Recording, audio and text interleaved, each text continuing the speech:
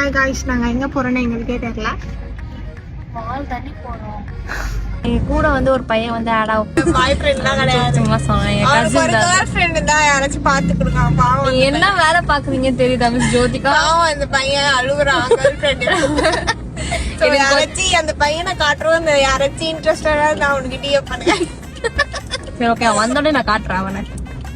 பாக்கு பையன் தற்கொலை மாதிரி தான் இருப்பான். அதுக்கு ஆளை போட்டு எடை போட்டுறாங்க. ஆளை பார்த்து எடை போட்டுறாதீங்க. ஆளை பார்த்து எடை போட்டுறாதீங்க. தலைவர் நிரந்தரமே. இந்த பையன் உனக்கு ஒரு கேர்ள் ஃப்ரெண்ட் பார்க்க போறேன்.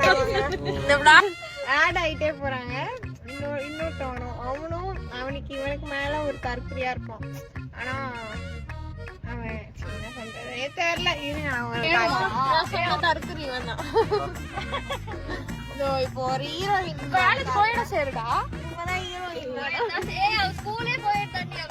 அப்புறம் என்ன சொல்லுங்க. இங்க பாத்தீங்களா குட்டு வலி கொட்டுது.